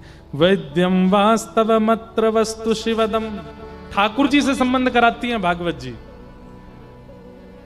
तापत्रयोन्मूलनम, अंतिम बात, 3 प्रकार के ताप होते हैं, आदि दैविक, आदि भौतिक, आध्यात्मिक। ताप मतलब पीड़ा, और इन समस्त प्रकार की पीड़ाओं का जो उन्मूलन कर देती हैं वो श्रीमद् भागवत है। हमारे चित्त में जितने ताप हैं, इनकी पीड़ा हमको कब होती है? जब संसार हमारे अंदर व्याप्त है। जैसे सिर दर्द हो गया, अब सिर दर्द होते ही परेशान होने लगे, बैठ गए, सो गए, कभी कुछ सिर दर्द हो रहा है, क्या करें, हमसे कुछ हो नहीं रहा। इस प्रकार की स्थिति संसारी की बनती है। पर वैष्णव के सिर में दर्द होता है ना, वो फिर भी प्रसन्न रहता है, वो फिर भी कथा सुनाता है, फिर भी कथा सुनता है, फिर भी ठाकुर जी का दर्शन करता है, सेवा करता है। उसके पेट में पीड़ा हो, उसको संसारी कोई पीड़ा हो, वो ठाकुर जी के भाव को त्याग नहीं करता। मुझे तो एक एक करके इतने भक्तों के याद आ जाती है कि मन करता है सुनाता ही रहूं। गौरोबा काका, महाराष्ट्र के संत भक्त हुए गौरोबा काका, मट्टी अपने पैरों से करते थे, जैसे मारते हैं ना, ऐसे अपने पैरों से मारते थे। एक दिन उनकी पत्नी गई जल भरने के लिए, छोटे से बालक को छोड़ गई, घुटमुन चलता था बालक, और गौरव काका से कह गई, सुनो इसका ध्यान रखना। अब चलते चलते चलते मिट्टी कर रहे थे, और करते करते करते नाम की ऐसी धुन चढ़ी उनको, बालक चलता चलता पैर के नीचे आ गया, लेकिन उनको सुध नहीं रहे और बालक के प्राण चले गए। पत्नी ने आकर के धक्का दे दिया, बोले तुम क्या कर रहे हो, तुम ऐसा क्या कीर्तन, ऐसा क्या विट्ठल का नाम कि अपने बालक के प्राण ले लिए। अब पढ़े लिखों को ये सब बातें थोड़ी अटपटी लग सकती है, ये कैसा भाव है, ये कैसा विचार है। गौरव काका बोले मुझसे अपराध हुआ, मैं उसका दंड भोगने को तैयार हूं, पर नाम जब प्रकट हो गया था तो तुमको नाम पर विश्वास करना चाहिए था। ठाकुर जी सब मंगल कर देते, लेकिन तुमने नाम अधूरा छुड़वा दिया, तुमने मेरा नाम यहीं रुकवा दिया। मैं प्रतिज्ञा लेता हूं आज के बाद तुम्हारा स्पर्श नहीं करूंगा। कथा तो बहुत बड़ी है। फिर एक दिन गलती से स्पर्श अपनी पत्नी का हो गया, तो गौरव काका ने जब देखा कि निद्रा में मेरा स्पर्श हो गया पत्नी से, अपने हाथों को लेकर के गए और जाकर के महाराज दोनों हाथों को कटवा दिया कि जो हरि विमुख का स्पर्श करें, ऐसे हाथों को लेके मुझे क्या करना, बिना हाथ के रहने लगे। लेकिन जीवन में उनको कभी ग्लानि नहीं हुई कि मेरे हाथ नहीं है, मैंने अपने हाथ कटवा दिए। बिना हाथ के बड़े प्रसन्न रहते थे, बोले जो हरि का नहीं है उसको रख करके क्या करना। पर आप एक दिन कीर्तन में गए और कीर्तन में ऐसा धुन चल रही थी, सब ताली बजा बजा के नृत्य कर रहे थे, तब गौरवा काका के मन में पहली बार आया कि आज तक मेरे हाथ नहीं है, इसकी मुझे ग्लानि नहीं हुई, लेकिन आज मुझे लग रहा है कि अगर मेरे हाथ होते तो मैं भी ताली बजा के नृत्य करता, मेरे हाथ ही नहीं है। उन्होंने ऐसा चिंतन किया मात्र था कि मेरे हाथ होते तो मैं भी ताली बजाता। कीर्तन चलते चलते चलते गौरवा काके दोनों हाथ प्रकट हो गए और ताली करताल बजा करके नृत्य करने लगे। अब ये ताप है, ये पीड़ा है। संसार का व्यक्ति पीड़ा में विचलित हो जाता है, उसके अनुकूल भोजन ना बने विचलित हो जाएगा, उसके अनुकूल बिस्तर ना हो सो नहीं पाएगा, उसके अनुकूल जीवन साथी ना हो छोड़ देगा, उसके अनुकूल स्थान ना हो चला जाएगा। पर वैष्णव कैसा होता है, चाहे कितनी प्रतिकूलता मिल जाए, दैहिक मिल जाए, मानसिक मिल जाए, बौद्धिक मिल जाए, शारीरिक मिल जाए, पीड़ा तो आती है लेकिन उनका प्रभाव अपने ऊपर दिखने नहीं देता, प्रसन्न रहता है, आनंद में रहता है।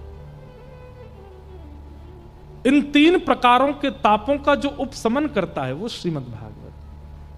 पीड़ा तो आएगी जीवन में, लेकिन वो पीड़ा आपके ऊपर प्रभाव नहीं डाल पाएगी। ये भागवत जी का प्रयोजन है, तापत्रयोन्मूलनम। ऐसी श्रीमद् भागवत की मंगलमयी कथा हम आप सब लोग श्रवण कर रहे हैं। द्वितीय दिवस था आज कथा का, कल तृतीय और परसों तो फिर ठाकुर जी का मंगल जन्मोत्सव कथा में होगा। खूब आनंद से हम लोग करेंगे। हम जहाँ भी कथा करते हैं प्रयास करते हैं कि कथा के विश्राम में वृंदावन के 7 निधियों को प्रणाम करें। हमारे वृंदावन के सप्त निधि हैं। आपके पंढरपुर में श्री पंडरीनाथ विराजते हैं, ऐसे वृंदावन के हमारे 7 हैं। गोविंद देव, गोपीनाथ, मदन मोहन, राधा रमण, राधा वल्लभ और श्री जुगल किशोर और बांके बिहारी। तो इन 7 निधियों को प्रणाम करते हैं। आप सब लोग करताल बजाते हुए गाते हुए सातों को मेरे साथ प्रणाम करना। श्यामा हृदय कमल सो प्रगट्यो,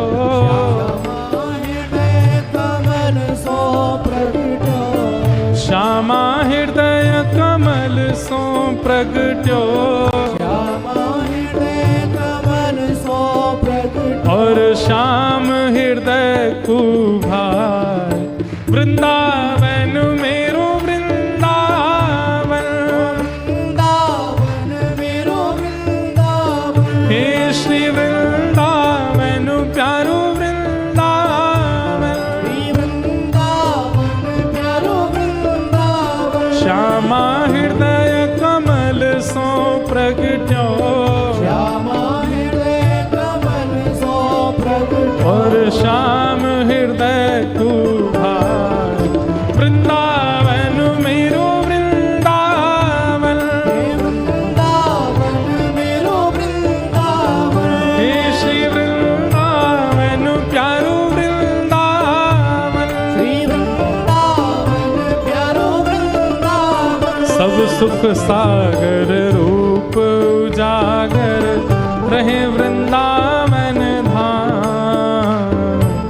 सब सुख सागर रूप उजागर रहे वृंदावन धाम। हाँ प्यारो रहे वृंदावन धाम। ओ प्यारो रहे वृंदावन धाम। हे रूप गोस्वामी प्रगट कियो जहाँ, रूप गोस्वामी प्रगट कियो जहाँ। हे रूप गोस्वामी प्रगट कियो जहाँ। रूप गोस्वामी प्रगट कियो राधा गोविंद रूप निधान। वृंदावन मेरो वृंदावन, हे वृंदावन मेरो वृंदावन। हे श्री वृंदावन प्यारो वृंदावन। वृंदावन प्यारो वृंदावन। रूप गोस्वामी प्रगट कियो जहाँ। रूप गोस्वामी प्रगट कियो राधा गोविंद रूप निधान। वृंदावन मेरो वृंदावन, वृंदावन मेरो वृंदावन। हे श्री वृंदावन मेरो वृंदावन। वृंदावन मेरो वृंदावन। हे विहरत निस दिन कुंज गलिन में, ब्रज जन मन सुख धाम। विहरत निस दिन कुंज गलिन में ब्रज जन मन सुख धाम। हाँ प्यारो ब्रज जन मन सुख धाम। प्यारो ब्रज जन मन सुख धाम। हे मदन मोहन को रूप निरख के, मदन मोहन को, रूप निरख के, श्री मदन मोहन को रूप निरख के, मदन मोहन को रूप निरख के। हे सनातन बलि बलि जाय। वृंदावन मेरो वृंदावन, वृंदावन मेरो वृंदावन। हे श्री वृंदावन प्यारो वृंदावन। वृंदावन प्यारो वृंदावन। मदन मोहन को रूप निरख के, मदन मोहन को रूप निरख के। हे सनातन बलि बलि जाय। वृंदावन मेरो वृंदावन, वृंदावन मेरो वृंदावन। हे श्री वृंदावन मेरो वृंदावन। वृंदावन मेरो वृंदावन। हे गोपी ग्वाल सब ही और धारे, प्यारो गोपीनाथ। गोपी ग्वाल सब ही और भारे प्यारो गोपीनाथ। हे मधु पंडित जिन कंठ लगायो, मधु पंडित जिन, लगायो श्री मधुसूदन जिन कंठ लगायो। सूदन जिन कंठ लगायो। और है रही जय जयकार। वृंदावन मेरो वृंदावन, वृंदावन मेरो वृंदावन। हे श्री वृंदावन प्यारो वृंदावन। वृंदावन प्यारो वृंदावन। मधु पंडित जिन कंठ लगायो, मधु पंडित, कंठ लगायो। और है रही जय जयकार। वृंदावन मेरो वृंदावन, वृंदावन मेरो वृंदावन। हे श्री वृंदावन प्यारो वृंदावन। हे वृंदावन प्यारो वृंदावन। हमारे वृंदावन के चौथे ठाकुर, और लगभग लोगों ने दर्शन किए होंगे उनके, श्री गोपाल भट्ट जो के हृदय वेदना प्रगट्यो शालिग्राम। गोपाल भट्ट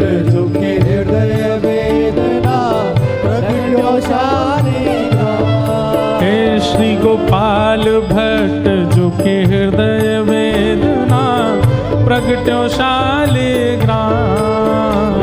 गोपाल भट्ट जो के हृदय वेदना प्रगट्यो शालिग्राम। हे रूप सुधा को खान हमारो, रूप सुधा को खान हमारो, हे रूप सुधा को खान हमारो, रूप सुधा को खान ओ प्यारो राधा रमण झूलाल वृंदावन मेरो वृंदावन, वृंदावन मेरो वृंदावन, हे श्री वृंदावन प्यारो वृंदावन। वृंदावन मेरो वृंदावन, रूप सुधा को खान हमारो, रूप सुधा को खान हमारो, ओ प्यारो राधा रमण झूलाल वृंदावन मेरो वृंदावन, वृंदावन मेरो वृंदावन, हे श्री वृंदावन मेरो वृंदावन। वृंदावन मेरो वृंदावन। श्री राधा रमण लाल की। हमारे वृंदावन के 5वें ठाकुर, हे आतुर हित हरिवंश पुकारो, श्री राधा राधा नाम। आतुर हित हरिवंश पुकारो, राधा राधा नाम। हे जय राधे राधे, जय राधे राधे, श्री राधे राधे, राधे राधे, हरिवंश पियारी, जय राधे राधे, हरिदास दुलारी, जय राधे राधे, जय राधे राधे, जय राधे राधे, श्री राधे राधे, श्री राधे राधे। हे आतुर हित हरिवंश पुकारो, राधा राधा नाम। आतुर हित हरिवंश पुकारो, राधा राधा नाम। हे सघन कुंज यमुना तट आयो, सघन कुंज यमुना तट आयो, हे मदन टेर वृंदावन आयो। मदन टेर वृंदावन भुजा उठा के प्यारो राधा वल्लभ लाल वृंदावन मेरो वृंदावन, वृंदावन मेरो वृंदावन, हे श्री वृंदावन मेरो वृंदावन। हे वृंदावन मेरो वृंदावन। सघन कुंज यमुना तट आयो, कुंज यमुना तट आयो, ओ प्यारो राधा वल्लभ लाल वृंदावन मेरो वृंदावन, वृंदावन मेरो वृंदावन, हे श्री वृंदावन प्यारो वृंदावन। वृंदावन प्यारो श्री राधा वल्लभ लाल की। हमारे वृंदावन के 6वें ठाकुर, जुगल किशोर को लाड़ लड़ायो, नवल कुंज ही अमान। जुगल किशोर को लाड़ लड़ायो, नवल कुंज ही मान। हे कुंजनी कुंजन की रज धारे, कुंजनी कुंजन की रजधारे, कुंजनी कुंजन की रज धारे, कुंजन की रजधारे। ओ हरि व्यास युगल यशगार वृंदावन मेरो वृंदावन, वृंदावन मेरो वृंदावन, हे श्री वृंदावन प्यारो वृंदावन। वृंदावन प्यारो वृंदावन, कुंजन कुंजन की रज धारे, कुंजन कुंजन की रजधारे। ओ हरि व्यास युगल यशगार वृंदावन मेरो वृंदावन, वृंदावन मेरो वृंदावन, हे श्री वृंदावन प्यारो वृंदावन। वृंदावन मेरो वृंदावन। बोलो जुगल किशोर लाल की। हमारे वृंदावन के 7वें ठाकुर, सब जिनको जानते हैं और सब जिनका दर्शन करते हैं, बोल वृंदावन बिहारी लाल। कैसे हैं? हाँ, भुवन चतुर्दश की सुंदरता निधिवन करत बिहार। भुवन चतुर्दश की सुंदरता निधिवन करत बिहार। हे भुवन चतुर्दश की सुंदरता निधिवन करत बिहार। भुवन चतुर्दश की सुंदरता भुजा उठा के ऊंचे स्वर में बोलो, हे श्यामा प्यारी कुंज बिहारी। श्यामा प्यारी कुंज बिहारी। हे श्यामा प्यारी बांके बिहारी। श्यामा प्यारी बांके बिहारी। और जय जय श्री हरिदास वृंदावन मेरो वृंदावन। वृंदावन मेरो वृंदावन। हे श्री वृंदावन प्यारो वृंदावन। वृंदावन प्यारो वृंदावन। श्यामा प्यारी कुंज बिहारी। श्यामा प्यारी कुंज बिहारी। और जय जय श्री हरिदास वृंदावन मेरो वृंदावन। वृंदावन मेरो वृंदावन। हे श्री वृंदावन प्यारो वृंदावन। वृंदावन प्यारो वृंदावन। अच्छा, हमारा एक भाव रहता है, हम जहां भी जाते हैं ना तो वहां के ठाकुर की भी 2 पंक्तियां लिख के गाते हैं। आपके महाराष्ट्र के श्री विठल भगवान है, इनके लिए 2 पंक्तियां क्या लिखी, सुन के गाइएगा। पुंडलीक की सेवा भाव सो प्रगटे रुक्मणी नाथ। पुंडलीक की सेवा भाव सो प्रगटे रुक्मिणी नाथ। गाइए। हाँ, पुंडलीक की सेवा भाव सो प्रगटे रुक्मणी नाथ। पुंडलीक की सेवा भाव सो प्रगटे रुक्मिणी नाथ। और कैसे? अगली पंक्ति बहुत सुंदर है और ये गानी भी है करनी भी है। कैसे? पुंडलीक की सेवा भाव सो प्रगटे रुक्मणी नाथ। कैसे प्रकट हुए? निज कर लिए कमर पर धारे।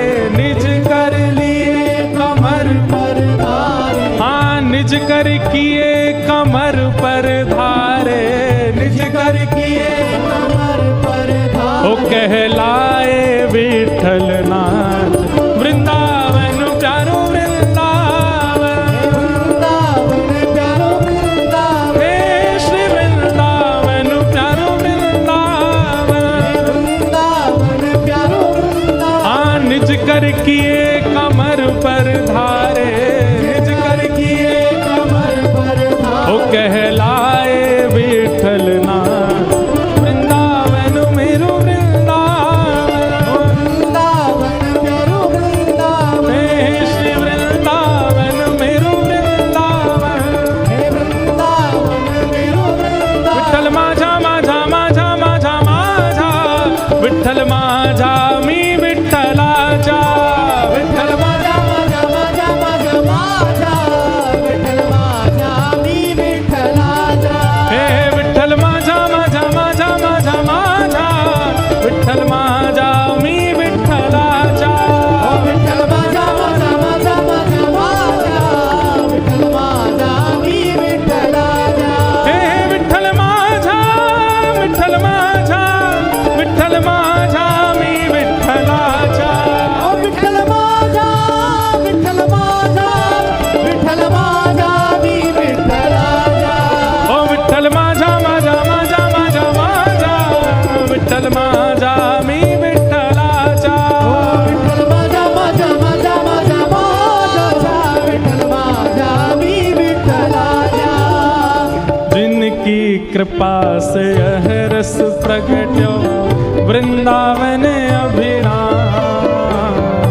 जिनकी कृपा से यह रस प्रगटो वृंदावन अभिराम। हे सप्त निधिन को ही उजियारो। सप्त निधिन को ही उजियारो। हम सबको मिलवावे वारो। हम सबको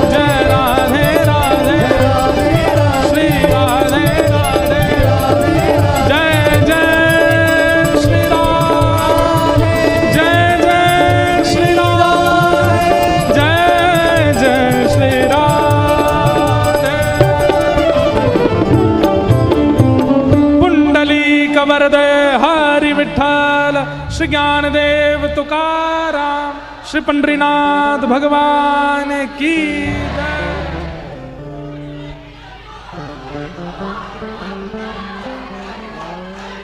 वाह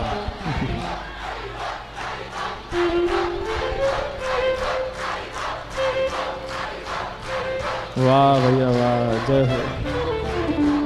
भुसावल के सभी भक्तन की कथा सुनावे प्यारे व्यास जी की, पुंडलीक श्री विठ्ठल भगवान की, ज्ञानदेव तुकाराम जी महाराज की, श्री नामदेव जी महाराज की, महाराष्ट्र के सभी भक्तन की। नमः पार्वती पतये हर हर महादेव। पूछरी के लौटा की हुप हुप प्यारे, क्या बात है वंशी वारे, शाबाश। आप सबको जय श्री कृष्ण। जय श्री कृष्ण। एक जानकारी हम दे दें बंधुओं कि प्यारे गिरधर लाल जी शनिवार को मिलेंगे सब लोगों से, और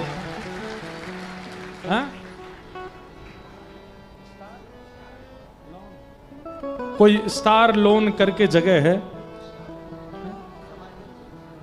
स्टार लोन ना, स्टार लोन करके जगह है, वहां पर शनिवार को, क्योंकि रविवार को रामनवमी है, शनिवार को ठाकुर जी श्री गिरधर लाल जी के दर्शन होंगे। सुबह 11 बजे से दर्शन का क्रम होगा। आप सब लोग उसी दिन लाल जी के दर्शन कर लीजिएगा, और प्रयास करेंगे अगर कथा में भी आने का ठाकुर जी का बन सका तो शायद कथा में भी पधारें, बाकी नहीं तो शनिवार को आप सब लोग सुबह 11 बजे स्टार लोन में दर्शन के लिए उपस्थित रहिएगा। सबको जय श्री कृष्ण, जय श्री कृष्ण। जय सिया राम, जय श्री राम। जय जय श्री राधे, जय श्री राधे। राम कृष्ण हरि। राम कृष्ण हरि। सबको प्रणाम। भागवत जी की आरती के साथ ये कोई लाली बना के लाई, कौन कहाँ है लाली जिन्होंने बनाया ये, वाह बहुत सुंदर। ये हैं कौन? अच्छा हम हैं, हमने कही पता नहीं कौन सा कोई डाकू है। बहुत सुंदर बनाया है। सबको जय श्री कृष्णा। आरती के साथ कथा को विश्राम, कल इसी समय पुनः मिलेंगे। और एक बात, हमें पता है भुसावल में गर्मी बहुत पड़ती है, हमें तो अभी आके पता चला यहाँ पर अप्रैल में ये हाल है, तो आप लोग मई जून कैसे निकालते हो ये तो आप ही जानो। लेकिन अंतिम दिन की जो कथा है वो सुबह के सत्र में होगी, तो ज़्यादा गर्मी ना रहे ऐसा कोई समय सब हमारे जगन्नाथ जी के सब प्रिय बालक सब विचार कर लें हमें, क्योंकि आगे प्रस्थान करना है। बम्बई से फिर पंढरपुर, पंढरपुर से कोल्हापुर, तो उस अनुसार सुबह जल्दी होगी कथा, सब लोग आ सकें ऐसी एक समय निर्धारित करके कल बता दिया जाएगा। विश्राम दिवस की कथा सुबह के सत्र में होगी, आप सब लोग बड़े प्रेम और भाव से आएंगे। आरती अति पावन पुराण